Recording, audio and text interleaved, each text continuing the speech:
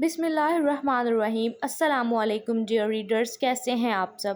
امید کرتی ہوں سب خیریت سے ہوں گے۔ تو آج میں لے کر آئی ہوں آپ سب کے لیے ایک نیا ناول اندازِ ستم۔ امید کرتی ہوں کہ آپ کو یہ ناول بہت زیادہ پسند آئے گا اور آپ بہت اچھا رسپانس دیں گے ہمیں۔ تو چلتے ہیں اپنے ناول کی طرف۔ کوئی ہے بچاؤ مجھے، یا اللہ پلیز کوئی بچاؤ۔ ویرانے میں اس کی چیخ گونجی۔ ابھی وہ اور چیختی کہ کسی نے منہ پر ہاتھ رکھا اور اس کی سسکیاں منہ میں ہی کہیں دب چکی تھی۔ ایک دم ہڑبڑا کر اٹھ بیٹھی، لمبے سانس لیتے ساتھ پڑا جگ سے پانی نکال کر پیا، پھر جا کر کچھ دھڑکنیں معمول پر آئی تھی۔ سلکی براؤن بال جو پسینے میں چپک چکے تھے، انہیں ایک جوڑے کی مانند باندھا اور موبائل پر ٹائم دیکھتے ہی وہ جلدی سے سر پر ہاتھ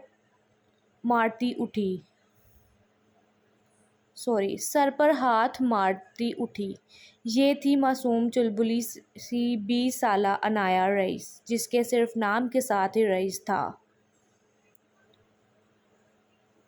بہت ہی کم ہی عمر میں باپ کی وفات نے جیسے سر کاموں کے بوجھ بڑھا دیے تھے۔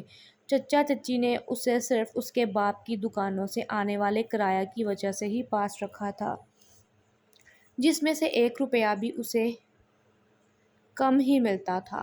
آج وہ اپنے بابا کے ساتھ رحمان انکل کے گھر جا رہی تھی، جنہوں نے اس کی میڈیکل کے سارے اخراجات اٹھا رکھے تھے۔ ان کے بیٹے کی شادی تھی، اس لیے وہ چند دن پہلے رہنے جا رہی تھی۔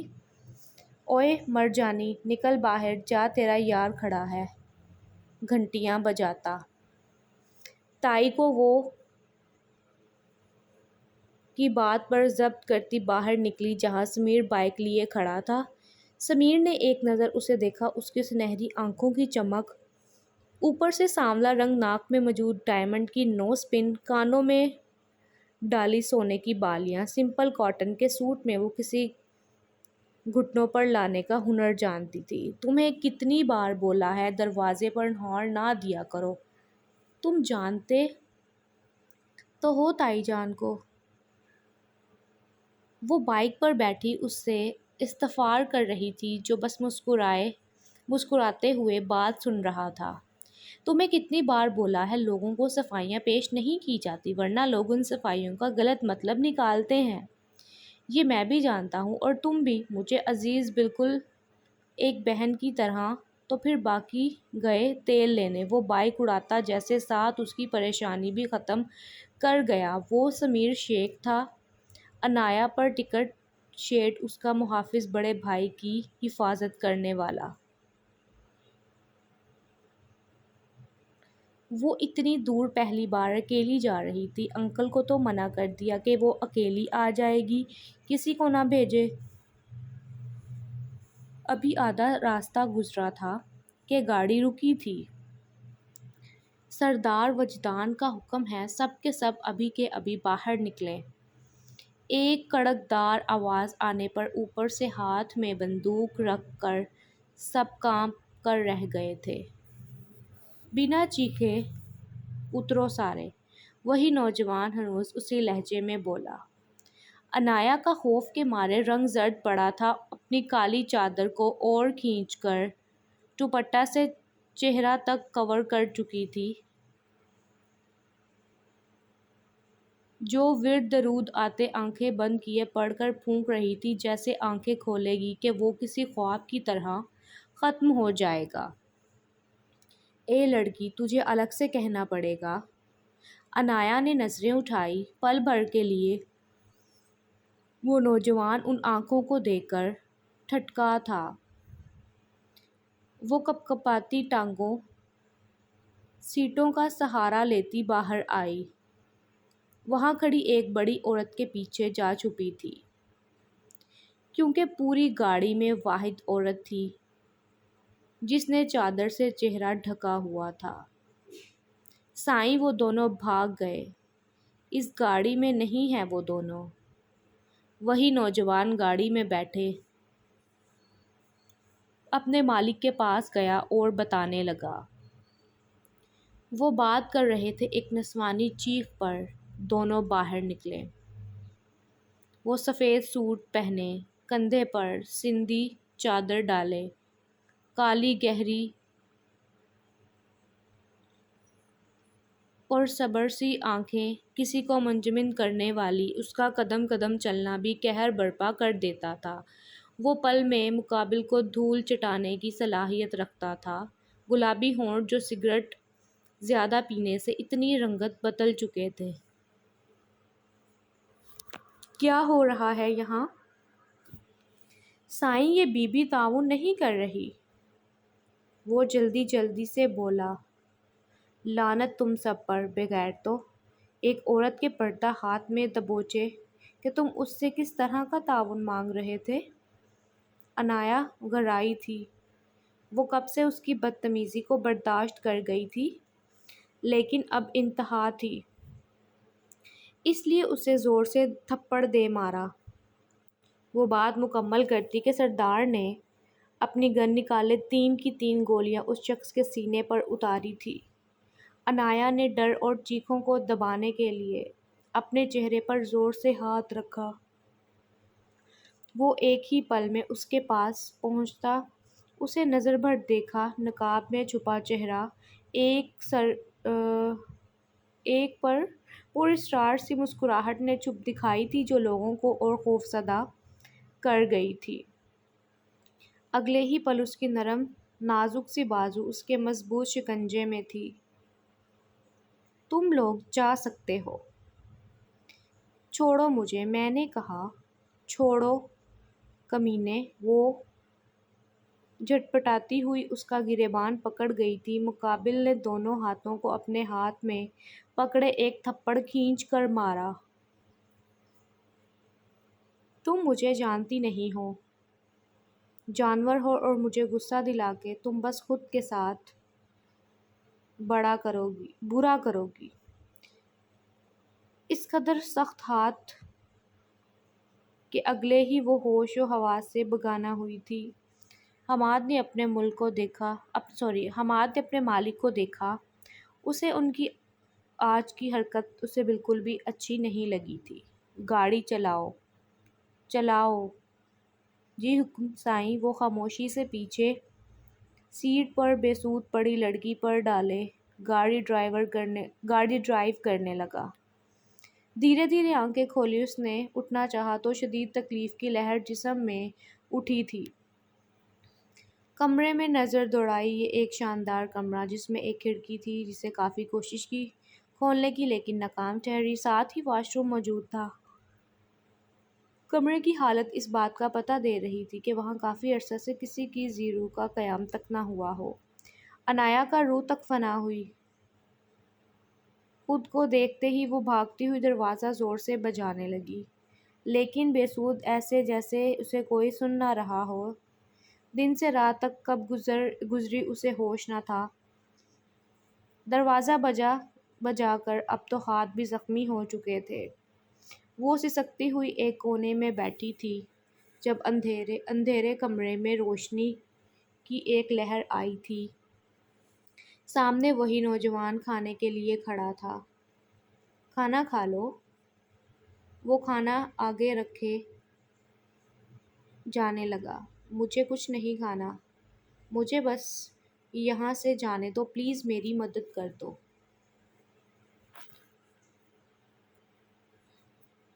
دیکھو بی بی، کھانا کھا لو۔ خاموشی سے اپنے مالک کی کسی بات سے انحراف کر سکتا اور جتنے جلدی بات مانو گی شاید وہ تمہیں جلدی بخش دیں۔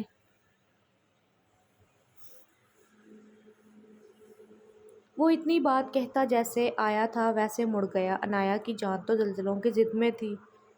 کتنا وقت بیتا کتنا نہیں، اسے کچھ خبر نہ تھی۔ وہیں بیڈ پر لیٹے وہ اپنا دوپٹہ اوپر اوڑھ گئی تھی اور نیند تو ننگے پاؤں چلتے کانٹوں پر بھی آ جاتی ہے، اور یہی حال اس کا تھا۔ وہ کمرہ کا دروازہ کھولتا شاہانہ انداز میں قدم اٹھاتا کمرے میں پڑی واحد چارپائی کے پاس کھڑا ہوا۔